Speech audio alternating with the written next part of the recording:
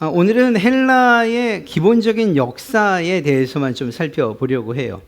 더 중요한 것은 이 역사도 중요한데, 그러니까 나라의 흥망성쇠 이것도 중요한데, 더 중요한 것은 사실 다음 주에 보게 되는 이 헬라의 정신, 사상, 문화, 기타 등등. 그래서 헬레니즘이라고 일컬어지는 그러한 그 시대를 이끌고, 그리고 로마 시대에도 역시 중심 사상을 이뤘던 그 내용에 대해서 좀 살펴보게 될 겁니다. 그리고 그 내용은 결국은 우리가 사도 바울이 복음을 전하는 데 있어서 늘 헬라인, 이방인을 대표하는 자로서 헬라인이라고 말하지 않습니까?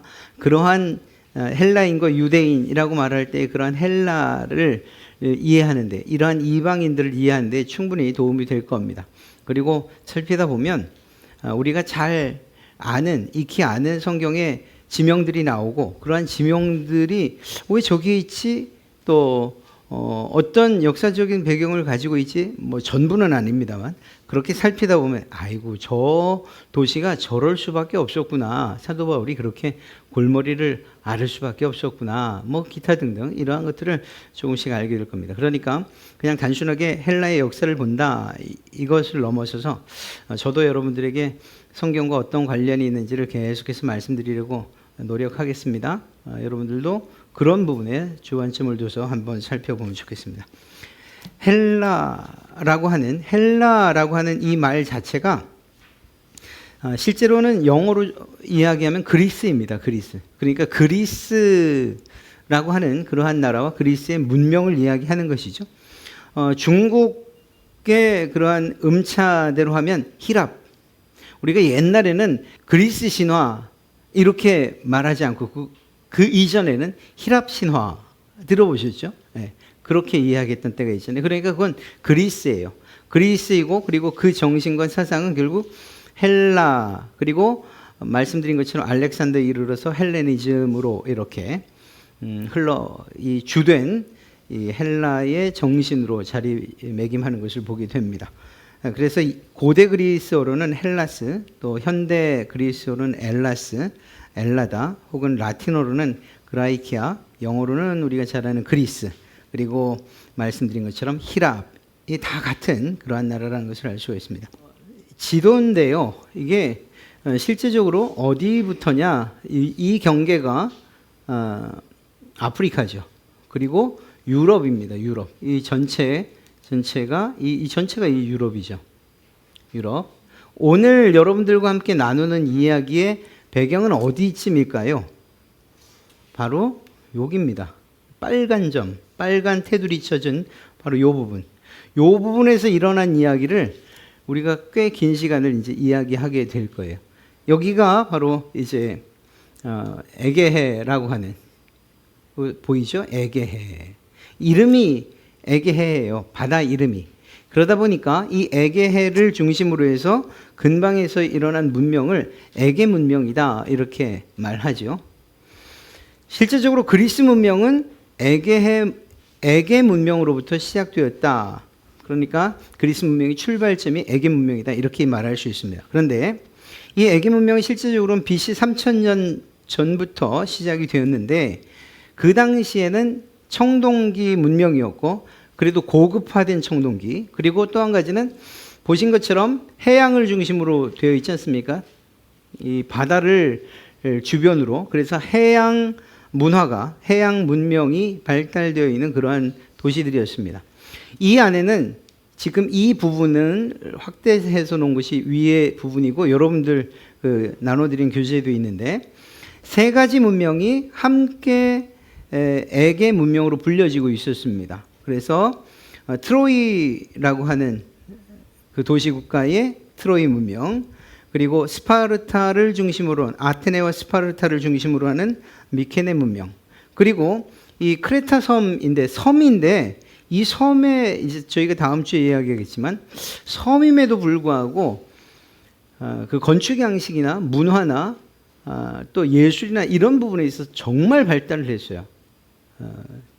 다른 나라의 침략을 받지 못하는 이러한, 그래서 평화가 유지되는 이러한 것들도 조건 아주 발달하게 되는 조건 가운데 하나가 되는 거죠.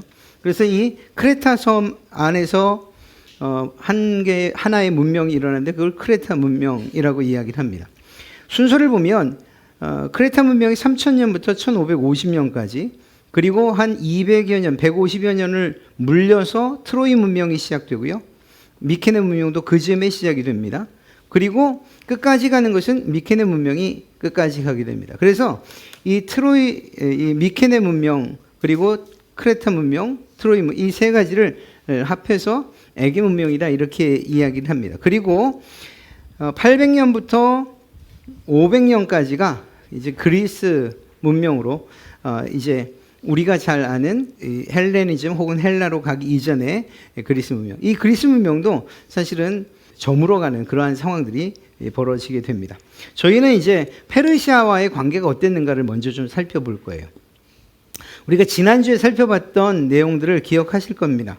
다리오 왕 때에 2번, 그리고 아하수에로, 그러니까 크세르크세스 때에 1번 해서 3번이나 이 페르시아가 1차, 2차, 3차에서 빨간색, 주황색, 그리고 파란색 되어 있지 않습니까?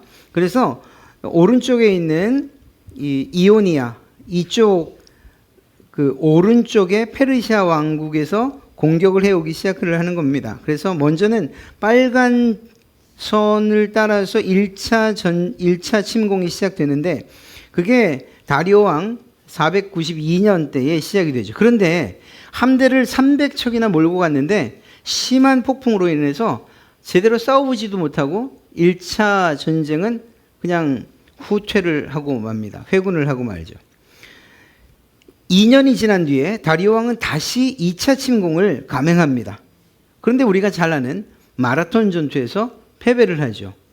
42.19를 뛴 이야기가 바로 이 마라톤 평야에서 있었던 얘기죠. 그리스 병사가 자신들의 승리의 소식을 전해주기 위해서 달렸던 그 거리가 42.19km. 그래서 마라톤 평야에서 패배를 하게 되죠. 그러니까 2번에 걸쳐서 패배를 하게 된 것입니다. 3차 침공은 다리오 왕의 아들인 아하수에로 크세르크세스 때에 감행이 됐는데 10년 뒤에 실질적으로 여기서는 괜찮았습니다. 그래서 육지에서는 승리를 했어요. 테르모빌레 전투에서는 여기에서는 승리를 했는데 문제는 이 해상에서 아주 박살이 난 겁니다. 그 유명한 4대 해전 가운데 하나인 살라미 해전이 여기에서 일어나는데 살라미스 해전이 일어나는데 여기서 페르시아가 완전히 패배를 하게 됩니다. 그래서 더 이상 이제는 이 그리스 쪽을 넘볼 수 없는 이런 상황이 돼버리고 말죠. 이때 얼마나 많은 전력을 가지고 침공을 했는가 하면 46개 지역에서 1207척의 전함을 가지고 그리고 노가 50개나 되는 특별한 선박을 만들어서 그걸 가지고 침공을 했는데 패배를 한 거예요. 이유는 뭐였냐? 말씀드렸던 것처럼 이 사람들의 문명 자체가 해양 문명이었기 때문에 바다에서의 싸움은 이 사람들을 따라갈 수가 없었던 거죠.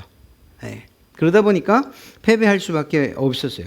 그리고 나서도 계속해서 전쟁은 이어져 가는데 플라타이아 전투 479년 똑같은 해 미칼레 전투 지도에 보시면 그런 내용들이 있죠.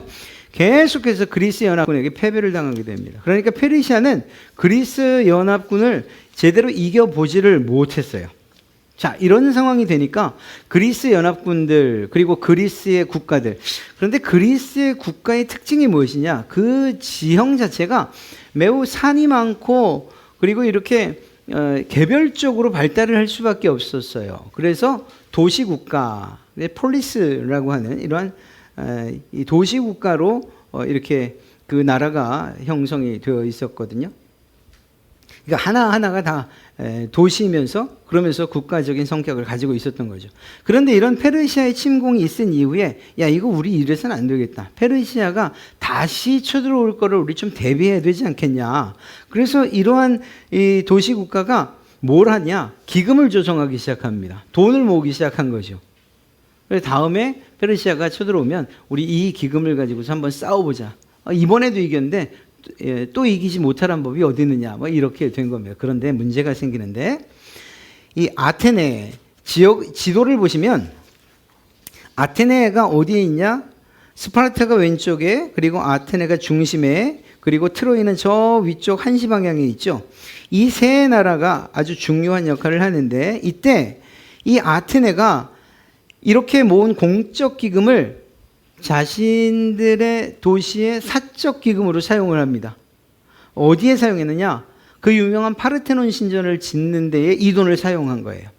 나머지 도시 국가들이 화가 나지 않습니까? 아니, 어떻게 이런 일이 있을 수 있냐? 이런 상황에서 그냥 있질 않았어요. 이 아테네 사람들이 그리스 도시 국가들 가운데에서 우리가 잘 알고 있는 고린도라고 하는, 이 고린도요. 고린도를 지배하려고, 고린도를 지배하려고 하는 그런 시도를 합니다.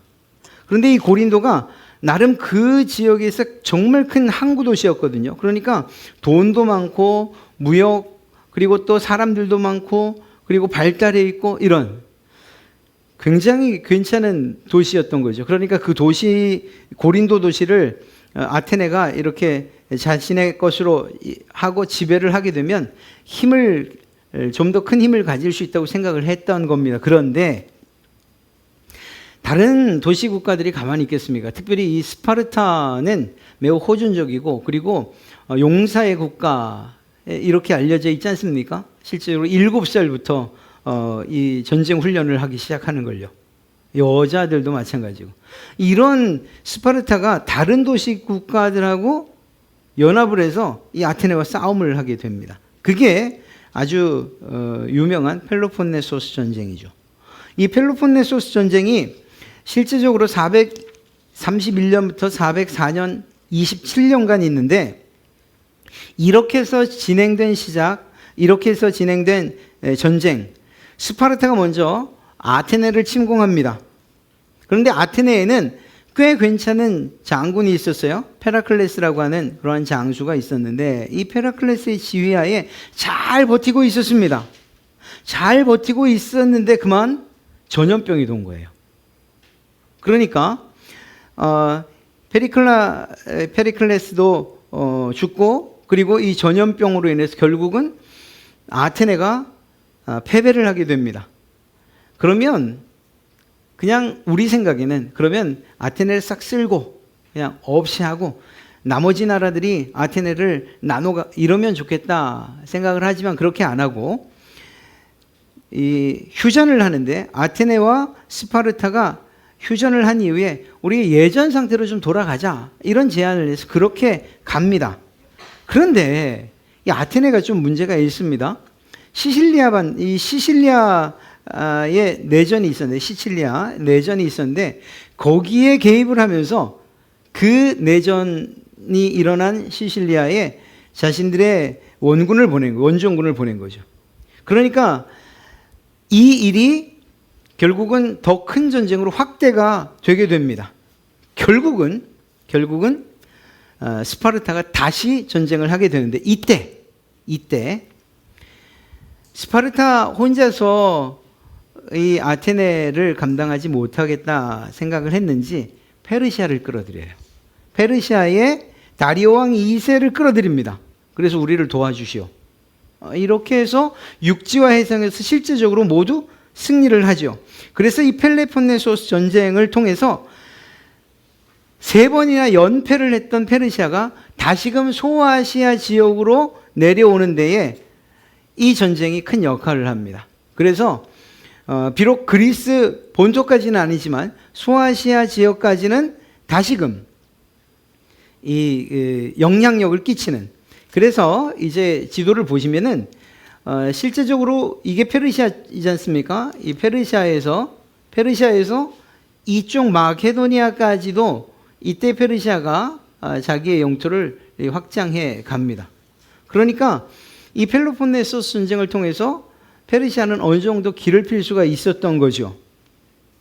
그런데 문제는 뭐였냐? 아테네가 싸움이나 혹은 또 이렇게 스파르타처럼 정말 군사력이 아주 대단한 그런 나라가 아니었지만 그들에게는 그들 나름의 문화와 그리고 사상, 정신, 교육 이러한 것들이 있었어요. 그리고 그것들은 이러한 그리스 문명에 아주 중요한 역할을 하고 있었죠. 그래서 결국은 이러한 아테네와 스파르타의 전쟁 그리고 거기에 페르시아까지 끌어들이는 이러한 전쟁 난리통에 그리스 문명이 그 즈음에서 이제 사라지기 시작한 겁니다. 그래서 에게 문명에서 그리스 문명으로 갔다가 거기에서 이제 그리스 문명은 점차 소멸되기 시작하는 거죠. 이런 상황 가운데에서 드디어 이제 헬라가 등장을 합니다. 이제 헬라가 등장을 하는데 이 헬라가 등장을 할 이 무렵에 테베라고 하는 곳이 있는데 그곳은 여기 있지 않습니까? 이 스파르타, 아테네 그리고 저기 위쪽이 이제 그 트로이 그리고 그 중간쯤에 이제 고린도 옆에 테베라고 하는 이 지역이 있는데 이 지역까지 실제적인 권력의 이동이 일어납니다. 그래서 스파르타 쪽에서 테베로 이렇게 옮겨져가는 그러니까 아테네에 있던 힘의 흐름이 스파르타로 갔다가 다시 테베로 이렇게 올라가는 이 무렵에 이때 이 테베에 누가 있었냐 하면 15살에 볼모로 잡혀온 사람이 하나 있었습니다. 그가 누구냐? 필립 2세입니다. 마케도니아인 필립 2세. 근데 이 소년이 여기에서 아주 원래도 필립 2세는 나중에 역사가들이 말하기를 전쟁의 천재다라고 말하는 사람인데 근데 여기에서 이 사람들의 이 테베에 있었던 아주 훌륭한 장수의 그러한 전략 그리고 이 군인들을 다루는 법이나 혹은 이 모든 그러니까 군사에 관련된 이 모든 것들을 이 빌립이 여기에서 배웁니다. 15살에 배웁니다. 그리고 나서 359년이 되면서 이 필립 2세가 마케도니아의 왕이 되죠. 마케도니아의 왕이 되면서 그러면서 순식간에 정말 그냥 순식간에 모든 땅들을 정복을 합니다. 이때 정복한 나라가 어디냐? 일리리아 그리고 트라키아, 테살리아. 그래서 이 일리리아, 트라키아, 테살리아 그리고 나서는 그 다음에 고린도 그리고 테베까지. 그러니까 이 전 지역을 다 빌립 2세가 이 자신의 나라로 만든 거예요. 그러니까 전쟁에 정말 천재다 이렇게 이야기할 만하죠. 그런데 얼마 지나지 않아서 23년을 통치하고 난 다음에 이 필립 2세가 암살을 당합니다. 그리고 그 필립 2세의 아들이 누구냐? 바로 알렉산더이죠. 알렉산더가 왕위 오를 때가 20살이었습니다. 그런데 이 사람은 아버지 버금가는 그러한 군인이었죠. 그리고 정말 잘 싸우면서도 그러면서도 이렇게 싸워서 이긴 나라들에 대한 포용 정책이 있었기 때문에 이 알렉산더에 대해서는 이집트 같은 경우에는 오히려 자신들의 이러한 바로 그러니까 왕 이상으로 이렇게 대접을 하기도 했었습니다. 왜냐? 페르시아 같은 경우에 이 이집트에 그리고 바벨론이나 페르시아 같은 경우에는 이집트를 공격해 왔을 때에 굉장히 잔인하게 대했거든요. 그런데 알렉산더는 다음 주에 살펴보겠지만 이 식민 정책 자체가 그렇지는 않습니다. 종교도 인정해주고 그들의 모든 삶을 대부분 인정해주는 그러한 방식이었어요. 하여튼 어찌되었거나 이 알렉산더가 왕이 되면서 테베 거꾸로요. 테베 그리고 아테네 그리고 스파르타 그리스 전역을 역시 마찬가지로 순간 전부 장악을 합니다. 그러니 앞에 자기 아버지가 맡아놨던 트라키아, 일리리아, 테실리아 그리고 테베, 고린도, 스파르타, 아테네 다 자기의 영역으로 삼은 거죠. 자기 정복한 겁니다. 그런데 여기서 멈추지 않고 이 알렉산더는 페르시아와 원정길에 떠납니다. 페르시아까지도 자신의 영토로 삼으려고 한 거죠. 그리고 실제적으로 나중에 보면 페르시아는 이 알렉산더에게 망하게 됩니다. 그래서 페르시아로 가게 되는데 335년에 이 테베가 반역을 일으켜요. 반란을 일으켜요. 이 테베가.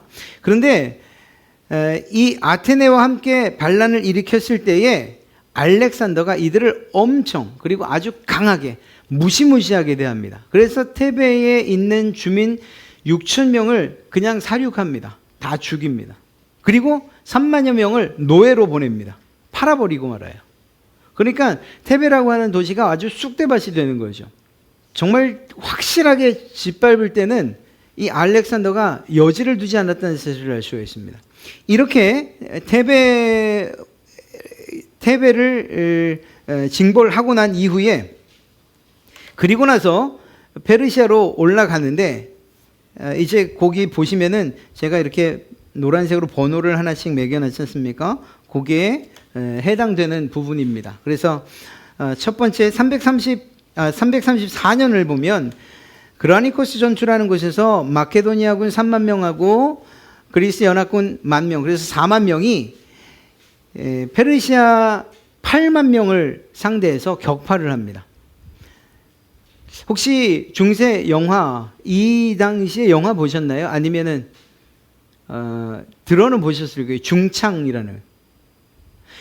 이 알렉산더의 이 싸움의 기술이 대단했던 겁니다. 기병이나 혹은 이 보병들에 대해서 어떤 방식을 취했냐? 창의 길이가 대략 한 5m에서 6m 되는 긴 창을 이용해서 진을 이루고 그리고 그것을 향하고 있는. 그래 말을 타고 달려드는 기병들은 속수무책으로 당할 수밖에 없는 거죠. 이러한 군사들을 운영하면서 결국은 이 페르시아와 싸워가는 겁니다. 그래서 이 그라니코스 전투에서는 8만 명의 페르시아를 무찔렀지 않습니까? 그런데 1년 뒤에 이소스 전투로 가는 1번 부분인데요. 1번이면 바로 이 부분이죠. 이 부분, 이 부분. 이 이소스 전투에서 여기에서 역시 3만의 마케도니아군이 10만의 페르시아군을 괴멸합니다. 이때 다리오 3세가 도망을 해요. 도저히 싸울 수가 없는 거죠. 그리고 난 다음에 1년 뒤에 이 알렉산더가 이집트를 정복하기 위해서 정복 원정길에 나섭니다. 그래서 예, 맞죠. 예, 여기까지 이제 내려오는 거죠. 이 이집트까지. 이 돌아서 내려오는 길에 여기가 이제 두로고 여기가 블레셋 가사예요. 지역을 보시면 이집트 정복을 위해서 내려가면서 두로의 왕에게 사신을 보내요. 너희 나랑 싸울 생각하지 말고 항복해라. 그럼 내가 살려주마. 그런데 그렇게 보낸 사신을 이 두로 왕이 바다에다가 다 빠뜨려서 죽여버리고 맙니다. 알렉산더가 화가 났겠죠.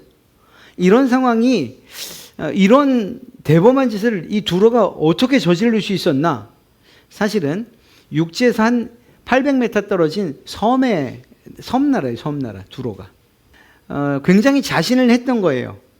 왜 자신을 했냐? 아수르군이 쳐들어왔지 않습니까? 아수르의 사네립이 유다를 쳐들어왔듯이 이 두로를 공격했는데 이 두로를 공격했는데 5년 동안 공격을 했는데도 정복을 하지를 못했어요. 또 느부갓네살은 역시 마찬가지로 공격을 했는데 13년을 공격했는데 두로가 버텨냅니다. 그러니까 얼마나 자만했겠어요. 우리가 느부갓네살도 이겼고 아수르도 이겼다. 너가 것쯤이야 이렇게 생각을 했겠죠. 그리고 그렇게 그런 와중에 아프리카에 있는 카르타고가 자신들의 식민지였는데 이곳에서 자신들을 도와줄 것이라고 생각을 했던 겁니다. 그런데 알렉산더가 얼마나 대단했냐. 여기서 6개월을 지체하거든요. 그 6개월 동안에 육지에서 섬까지 방파제를 썼습니다. 흙을 메워가지고. 그리고 그렇게 공격을 해요. 그래서 마침내 두로를 점령합니다.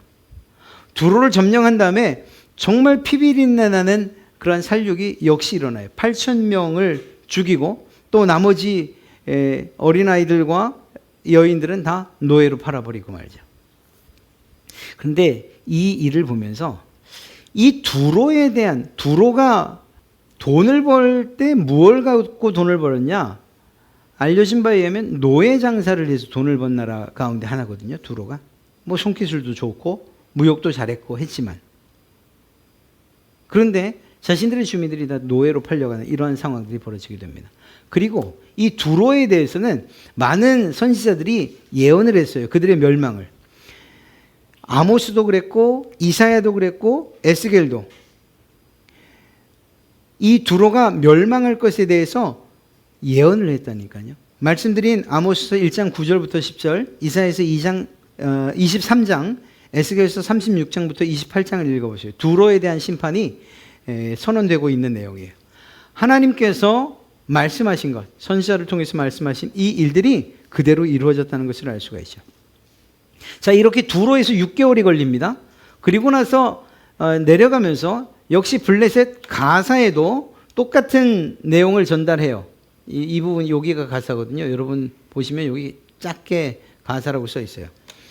가사에도 마찬가지로 항복을 권했는데 역시 저항을 합니다. 2개월 동안이나 저항을 합니다. 그러나 알렉산더를 이길 수는 없었어요. 결국 가사의 남자들 역시 다 학살당하고 여자와 아이들은 노예로 팔려가게 되죠. 이러면서 결국은 이 이집트로 내려가서 이집트를 정복합니다. 그런데 아까 말씀드렸던 것처럼 이집트 사람들이 이 알렉산더를 자신들의 왕 이상으로 마치 신처럼 받듭니다. 그래서 이제 다시 저희가 살펴보겠지만 이집트의 신처럼 신이라고 하는 그 신과 알렉산더를 이렇게 합해서 염소 뿔이거든요. 염소인데 염소와 알렉산더를 합해서 이 알렉산더의 염소 뿔이 달려 있는 그런 화폐를 만들어요. 그러니까 이집트 사람들에게는 아주 정말 이 자신들의 왕 바로 이상인 거죠. 그렇게 취급을 당합니다. 그런 이 환대를 받습니다. 그리고 나서 처음 목적이 뭐였어요? 페르시아를 침공하는 거였지 않습니까? 그래서 실제적으로 다시 331년, 그러니까 이 연도를 보세요. 1년 단위로 이집트까지 정복을 내려갔다가 다시 또 페르시아를 공격하는 거예요. 그러니까 이 알렉산더가 얼마나 싸움에 능한 사람인지 알 수가 있죠. 이렇게 해서 결국은 가우가멜라 전투에서 47,000명을 가지고서 20만 명을 이겨버립니다. 상대가 되지 않는 거죠. 결국은 BC 330년에 다리오 3세는 도망갔던 그 다리오 3세는 다시 한번 싸워보지만 결국은 자신의 부하에게 살해를 당하면서 페르시아가 이제 끝이 나는 거예요. 그러니까 우리는 이렇게 생각을 했죠. 페르시아가 무자르듯이 딱 끝나고 나면 그 다음에 헬라가 딱 시작이 되고 헬라가 끝나고 나면 로마가 시작이 돼. 이렇게 생각하는데 그렇지는 않습니다. 이렇게 중첩된 그러한 기간, 그리고 계속해서 싸움이 있고 결국은 330년에 이 페르시아는 멸망을 하게 됩니다. 그런데 알렉산더가 이 인도까지 원정을 나가지 않습니까? 물론 부하들이 반대를 하고 그리고 더 이상 정말 지칠 만큼 싸웠으니까요. 그래서 돌아오게 됩니다. 그런데 거기에서 병을 얻어요. 풍토병을 얻어서 33살의 나이에 사망을 하게 됩니다. 그러니까 이 알렉산더가 통치한 횟수는 13년밖에 되지 않아요. 13년 동안에 이 큰 대제국을 만들어 놓은 것이죠. 이 큰 제국을. 여러분들이 보시는 그 지도를 보면 이것보다 훨씬 넓게 되어 있죠. 인도까지도 이렇게. 이런 일들, 그러니까 이렇게 짧은 기간에 그리고 강력한 그러한 힘을 발휘했죠.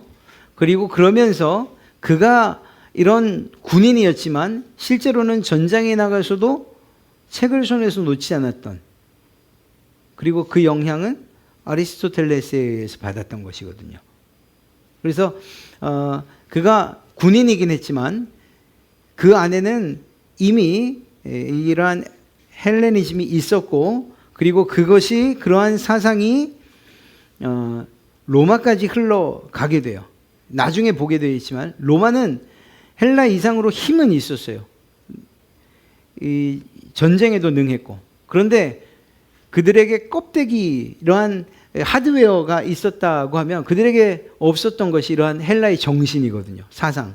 그래서 로마 사람들은 헬라에 대한 존중이 굉장했어요.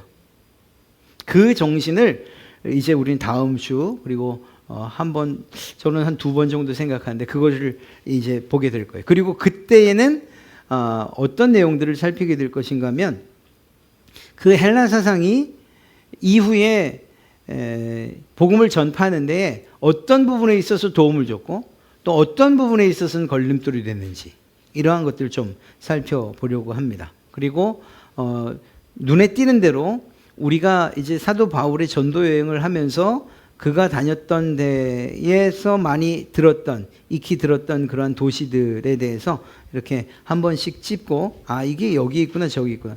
고린도 같은 경우에도 아까 말씀드렸던 것처럼 가장 큰 항구 도시였고, 그곳에서 가장 큰 무역이 일어났고, 돈이 얼마나 넘쳐났겠습니까? 사람은 얼마나 많이 왕래를 했겠습니까?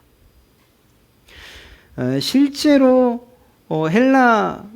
이 헬레니즘 안에서의 동성애는 뭐 그냥 다반사였으니까, 그러한 문란한 성과, 그리고 또 자신들의 신전에서의 그러한 제사행위들, 이런 것들이 복합적으로 일어났던, 버라이어티하게 일어났던 곳이 바로 고린도인 거죠. 아까 보셨잖아요. 그 위치가 그래요. 위치가. 네. 그런 고린도에 복음을 들고 갔으니, 그곳에 교회를 세웠으니, 그 교회가 정상적이면 그게 더 정상이 아닌 거죠. 이런 상황이 이해가 될 수 있는 겁니다. 그래서 그냥 좀 딱딱한 공부하는 그러한 느낌이지만, 그래도 이렇게 좀 어렵고 힘들어도 하여튼 저도 공부를 할 테니 이렇게 조금씩 좀 쌓아가면, 그래서 사실 할 얘기가 저도 생각보다, 전 굉장히 짧게 끝내려고 했는데 생각보다 길어질 것 같아요. 헬라가 끝나고 나면 로마로 바로 이어지지 않고 헬라가 4개의 나라로 이렇게 분할이 되거든요. 그러면 그것에 맞춰서 유대를 중심으로, 그러니까 이스라엘 중심으로 어떤 왕조가 다스리고 있었는지, 그리고 그 왕조 안에서 이 유대인들이 어떤 모욕과 또 어떤 일들이 있었는지 쭉 살펴보게 되거든요. 그리고 나서 이제 로마로 접어들어가게 되죠. 로마를 살피고 나면 로마가 313년에 기독교를 국교로 인정하지 않습니까? 그때에 이미 이 복음이 세계 만방으로 퍼져나갈 수 있는 그런 조건들이 굉장히 잘 갖춰져 있다는 것까지도 이제 우리는 보게 될 거예요. 그 점까지는 저랑 함께 공부해 보았으면 좋겠습니다. 하여간 좀 생소하고, 아이고 너무 어렵다. 이름도 어렵고 저도 어려워요. 굉장히 어렵네요. 하여튼 그냥 간단하게 이용준 뭐 이렇게 지어줬으면 얼마나 좋겠어요. 뭐 하여튼 이름을 이렇게 어렵게. 그렇지만 한편으로는 그냥 세계 역사 혹은 뭐 인문학의 조금을 맛본다, 혹은 그것도 저것도 아니면 이 성경을 이해하는 데 도움이 된다, 이런 마음으로 함께 참여해 주시면 한번 좀 즐겁고 재미있게 한번 더 해보도록 그렇게 하겠습니다. 다시 말씀드리지만, 계속 말씀드릴 거지만, 이러한 세계의 역사의 흐름은 결국은 하나님의 뜻을 이루기 위해서 진행되는 경우가 대부분이에요. 정말 깜짝 놀라게 되실 거예요. 이런 일들이, 그렇게 해서 정말 다 무너져버리고 사라져버릴 것 같았던 그 복음이 예전에 마련해 놓은 이런 길들을 통해서 전파되어 있거나, 이런 것들을 발견하게 될 거예요. 하나님의 역사는 하나님이 멈추지 않는 이상 계속되어집니다. 그리고 완전하게 성취됩니다. 이러한 사실들을 우리가 발견했으면 좋겠고, 더 나아가서 여러분들의 역사 마찬가지예요. 여러분들의 인생의 역사도 마찬가지예요. 하나님께서 여러분들을 위해서, 여러분들을 향해서 가지고 계신 뜻이 있잖아요. 그리고 하나님의 말씀을 통해서 분명히 밝게 보여주신 것들이 있잖아요. 그건 반드시 이루어집니다.